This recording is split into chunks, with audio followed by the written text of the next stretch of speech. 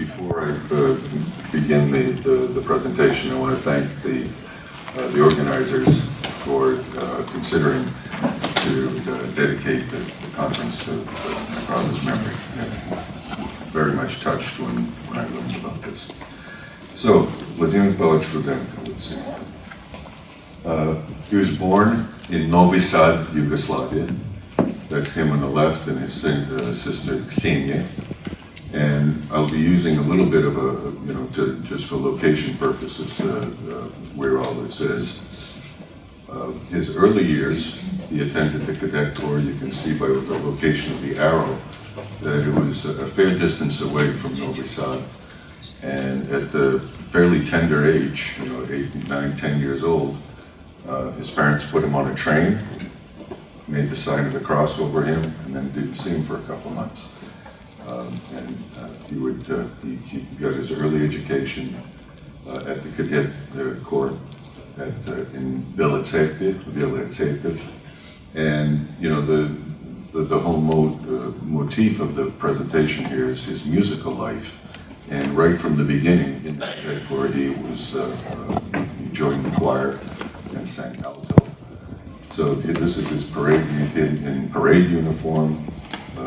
And then over on the bottom is actually the children's choir that he sang in the Cadet Corps.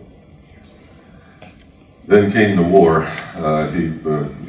He wanted to be an engineer and was fairly talented in technical drawing. He was good in mathematics, but of course the war brought all of that educational stuff to a halt.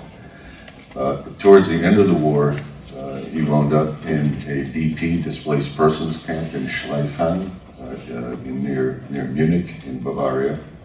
And there, he really began his, if you will, conducting career. He organized a group of young people into a choir, and they sang at the church services at their camp, and also did a little bit of concertizing around different camps in the area. After the war, it was one of several new beginnings for him. He wound up being in Casablanca, Morocco. There he met my mother. They were married in the church illustrated there. They were married by Vladimir Mitrofan, then Отец Mitrofan z Nostoborovsky, who remained a lifelong friend of theirs. And that's the church in Casablanca, but is Marina here? I'm here. Bournazel? Bournazel, thank you. My dad's life in Morocco really took a quantum leap in terms of being able to participate in music. Amongst the people that traveled to Casablanca after the war was Evgeny Ivanovich Yevits. He was a conservatory-trained musician. He attended and finished the Warsaw Conservatory and was part of the group that went from the DP camps to Morocco. Just to give you a sense of what this man had in terms of his musical talent. Obviously, in going from DP camp to Morocco, there wasn't a whole lot of luggage space for sheet music. You were lucky to have clothing. Excuse me. So, as they went from Germany to Morocco, Evgeny Ivanovich spent a lot of time sitting and writing sheet music, which actually meant writing the 5 lines, and then from memory recreating many works that ultimately he would come to conduct in Bournazel at the church. Evgeny Ivanovich also organized a folk band. You can see there on the upper right. That's him on the extreme right, and on the extreme left is my dad, who played a 7-string Russian guitar in that ensemble. Evgeny Ivanovich also had a choir. They sang in church up on the top. That's the church choir. And also gave many concerts in Morocco. Ultimately, my dad served as assistant to Evgeny Ivanovich and occasionally conducted the choir in his absence. These, from from his stories were some of, were so unexpected after the war to be able to be in an environment like this with a musician of the caliber of Evgeny Ivanovich was a real blessing for him. The next beginning that happened after Morocco is my folks, and at that point, me too, we came to the United States. We landed in Boston. That's the upper left. If you notice the gentleman in the hat behind my father, that's Pavel Andreevich Roudenko, his father, and right next to him is my grandmother, Antonina Ivanovna. The coming to the U.S. at that point in time was no small task. You had to have a job waiting for you. You had to have a sponsor, and the gentleman on the right side of the picture, Vladimir Zazulin, an incredible man. And in our language, an activist. He just, was like a guardian angel to many, many people. And that's something characteristic, I think, of the people of that generation. My dad began working at Honeywell as a draftsman, and true to his spirit, a few weeks into his employment, he decided, gee, why not create a male choir here? So he tried to do that. There were a couple of rehearsals. Vasily Fyodorov was in the area, and so my dad sort of recruited him.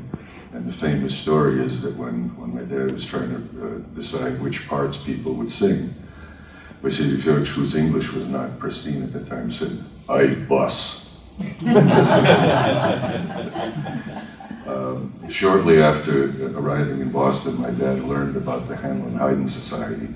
At that time, it was probably 120 or 130 years in existence. It was the oldest and highest prestige private choir in Boston.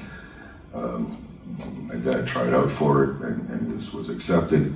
And at that point, he acquired the name of Rudy. And he didn't particularly like the name Rudy, primarily because the person who shot Oswald after the Kennedy assassination was Ruby, and it was too close a sound, so my dad always kind of didn't like it, but it stuck. So after singing for a while with the Handel-Haydn Society, the next epoch was in the summer of 1976. We learned that the Boston Symphony was going to be doing Yevgeny Onegin in a semi-staged opera with Galina Vishnevskaya and Nikolai Geda, and a bass, Paul Pliska, some very, very obviously world-class singers. So that enticed my dad to try out for the Tanglewood Festival chorus, the chorus of the Boston Symphony. He was accepted, and from that time, from 1977, for good probably 20-25 years, he was a very respected bass with that ensemble. The top picture there is in Symphony Hall, which he would in the future actually conducted, and this was Tanglewood on the bottom. Those of you who may have an opportunity to come to a concert in Lenox at Tanglewood, I would strongly urge you to go.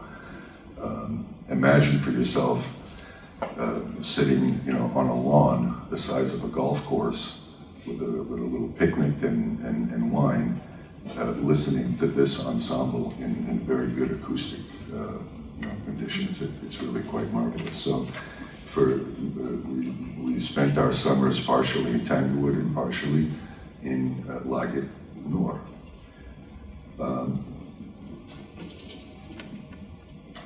Vasily Fyodorov, Tamara Miloradovna Zhukova, and my folks were lifelong friends back from the time of Morocco.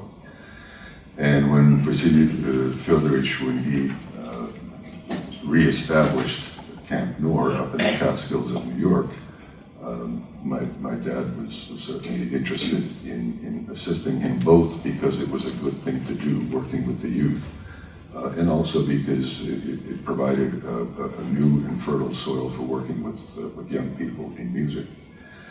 So initially, what he would do is at home, he always had a really good hi-fi system. The best available is what he wanted. He had Scott speakers that you could blow windows out of the house with at the time. The best turntable, the best stereo. And what he would do is, he had a massive kind of collection of records. For those of you who are younger than me, those are round things that you put and they turn somehow through vibrational magic they make noise. So what he would do is he would compile various selections of music on a tape and then bring that tape with him out to camp, and he would host evenings of music appreciation. So I remember one of the programs, he spoke a little bit about the 1812th Overture and then played it. And you had 120 young people, some of whom had never heard it, hearing it for the first time. And then the next selection was a famous recording of the Cherubic, number 7 Cherubic hymn by Bartniansky, sung by under the direction of Yurlov, one of the magnificent choirs. And so that's what he did. He basically would sprinkle different elements of music. And there were really two types of audiences within that group of kids. Some that never heard this stuff. It just was not a part of their home lives. And so they were exposed to it and were really, in many cases, quite fascinated by it. And then the other group was kids who were into music and would then come up and ask him, "Are you ever going to play this thing or that thing?" So the virus of music was something that he just enjoyed spreading as much as possible. And of course, so that was sort of the music appreciation side. Of course, having young people available who were interested in singing. Of course, there had to be rehearsals to learn both church and folk music. Interesting here. That's Andrei Popov. Sitting next to him, Yura Zupin, Alyosha Slobodskoy, and that's obviously him. So this is Lena Kurtova, and this is Roudenko. And so we would get together in this thing that was called Klub, clubhouse. It was small and doubled as the ping pong tournament area. But anyway, that's where the rehearsals started, fairly modest. As things went along, obviously we had church services at camp, and there was a children's choir, a campers choir that sang. This is a fairly, this picture here, it occurred at the end of the 1969 summer camp. And the area that you're seeing there, that was the so-called dining room. Now, to describe this thing, this was a sheet of concrete. And it was probably about almost the size, a little smaller than this room. And the dining hall was a huge, huge tent. And this thing took anywhere from 15 to 20 people to erect. There were 2 huge poles and a bunch of poles on the side. And if you can imagine a tent material of that size, just to move it, it's a lot of weight.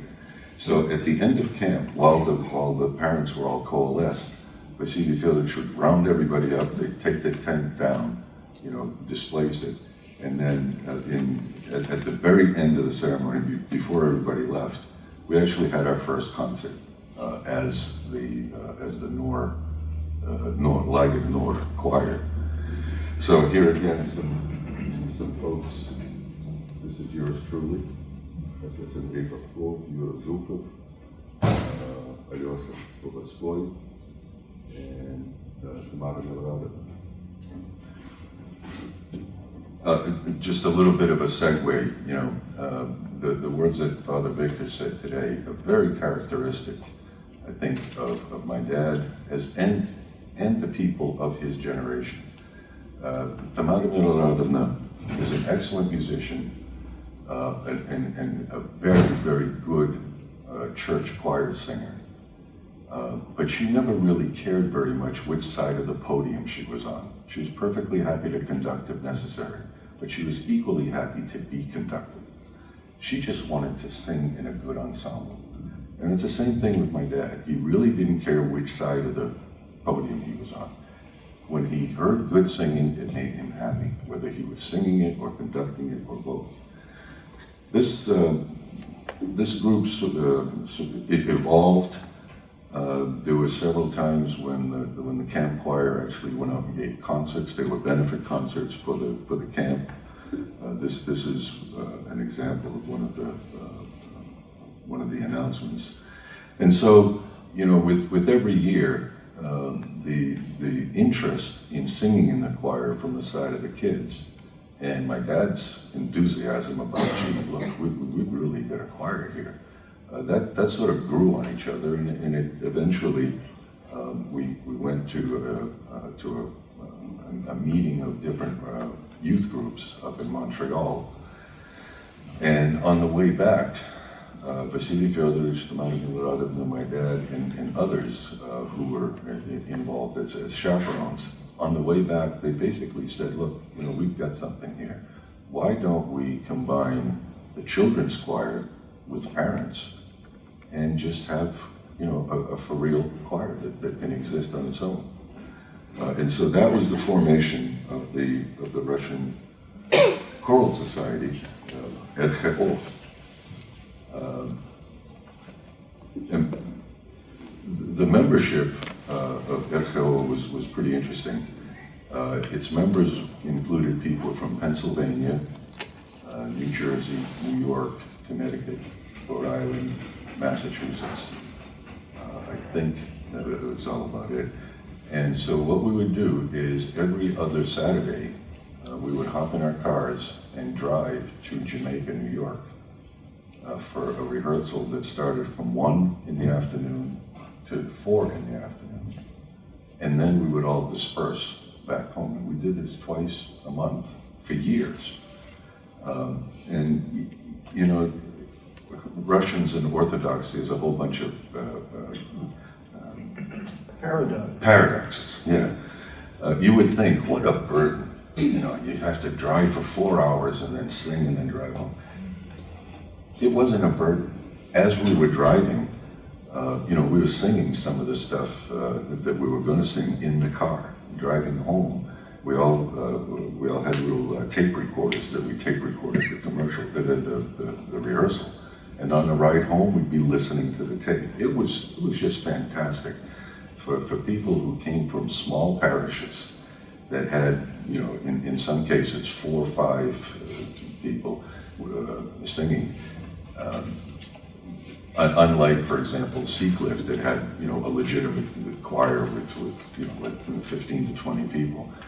For us to be able to get together and sing works that were written for choirs, for serious choirs, it was magnificent. It was, you know, like taking a kid to a Yankees game, or it was that exciting coming and going.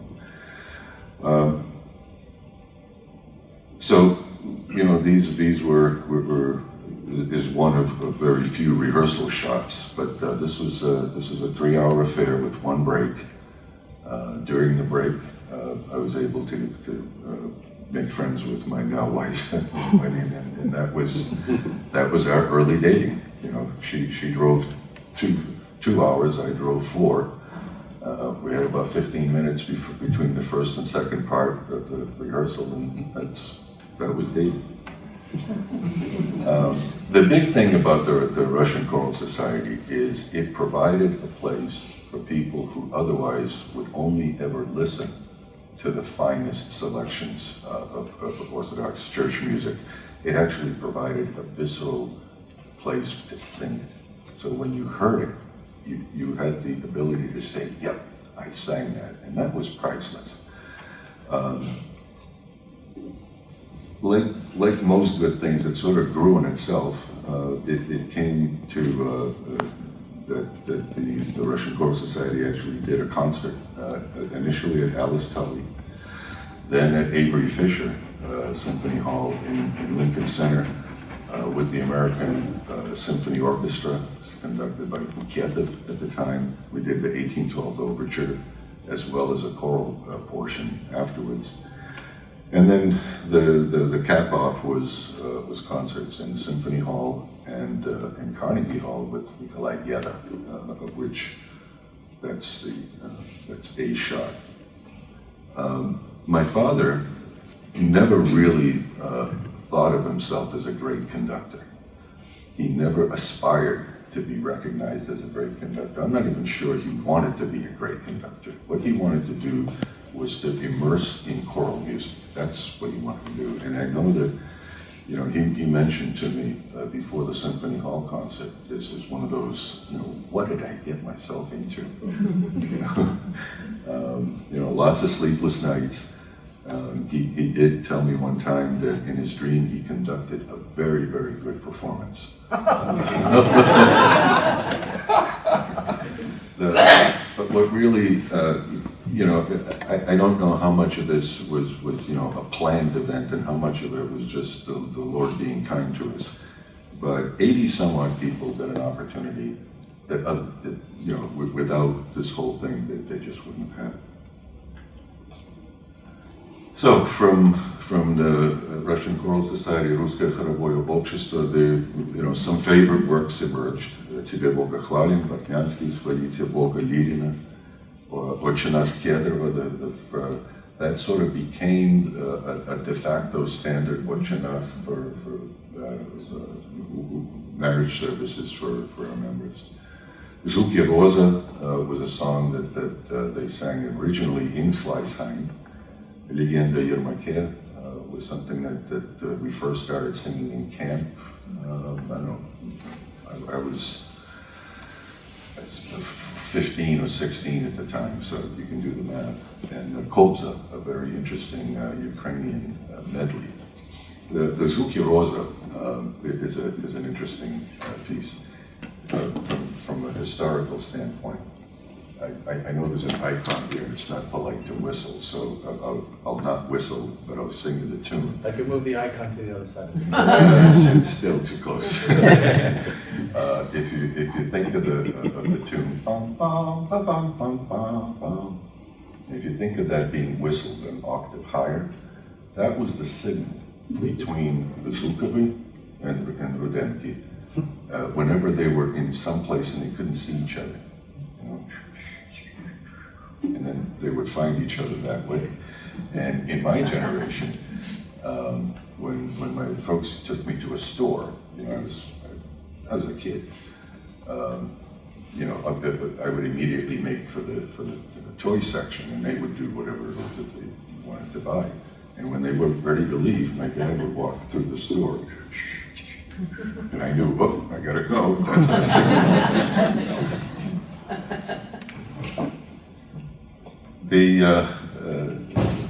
The sort of near final phase of his life was obviously the serving as conductor at the Bogoslovensky Khram.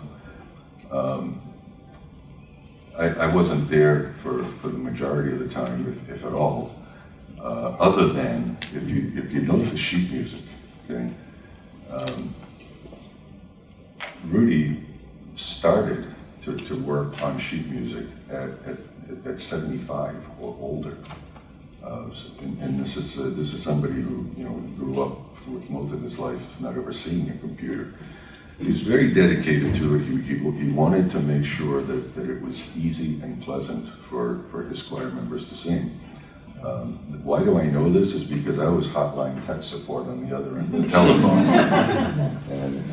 And on more than one occasion, he would call and say, you know, I'm trying to do this and this, and how do you do that? And I got pretty good at this. I started in 2001 and redid the entire sheet music system at the Burlingame. So there were times when I was able to help him over the phone, and he would do the thing and then call back 5 minutes later and say, "Oh, spasiba, spasiba," And there were other times when he would get down a rabbit hole in the menu system that he just couldn't get out of. So I told him, save the file, email it to me, which he was able to do. I'd fix the thing up, send it back, and then 5 minutes later, "Oh, spasiba, spasiba." But he took a lot of pride in the effort to make it easy and comfortable for his singers, as I'm sure most of you who have sung with him recognize. Drawing closer to contemporary times, the decision to leave Boston was very difficult for them on many grounds, including their attachment to the church. When my mom broke her second hip, it became pretty obvious that living in a 3-story house in Massachusetts at that age with that condition was not going to work. So I came out and basically encouraged them to come out to California and live closer to us so that we could help them in their difficult years.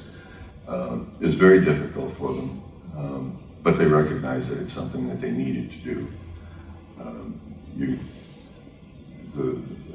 In the top line pictures there, you can see that it was like everything else that they did. It was with a blessing and with the church.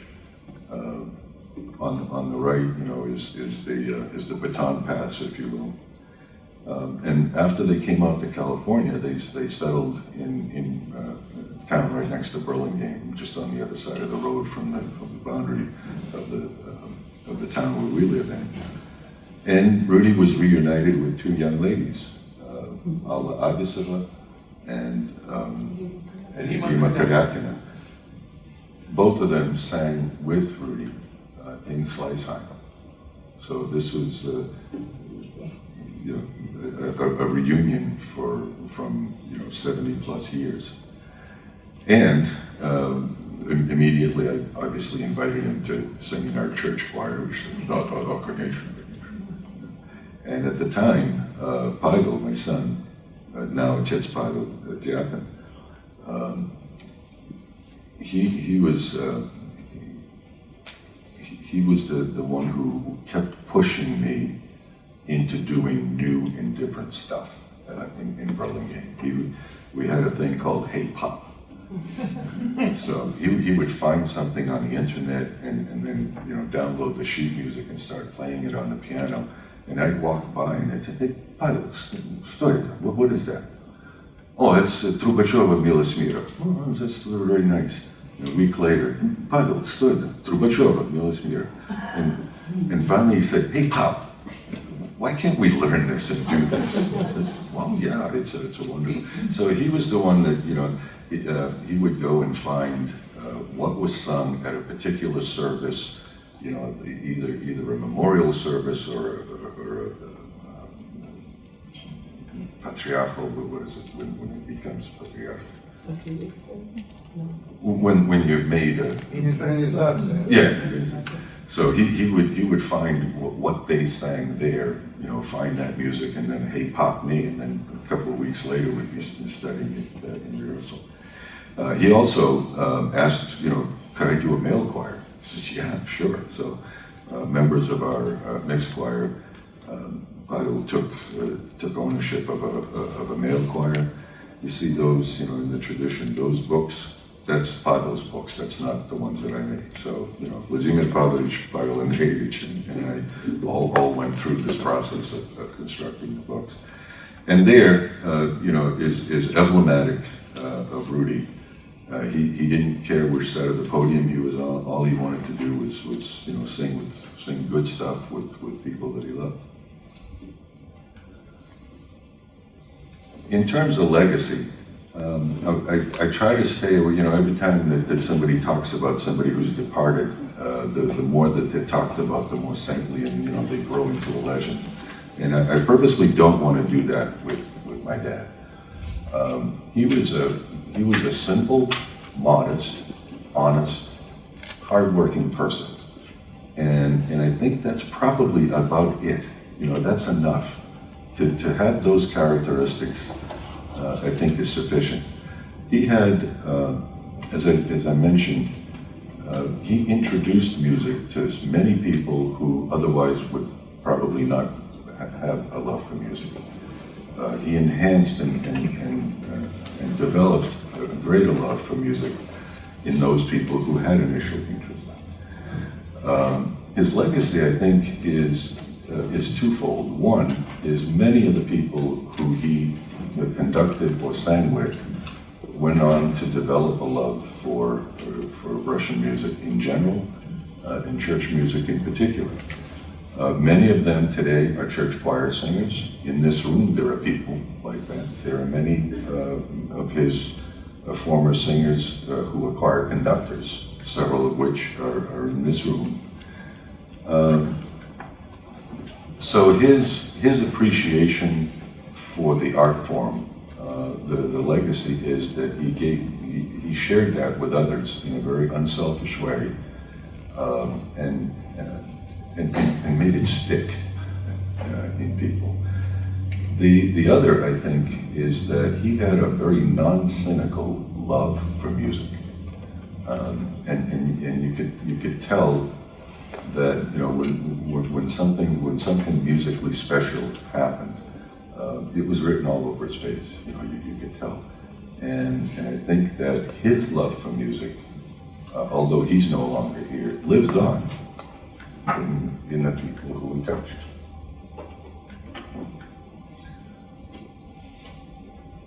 Thank you.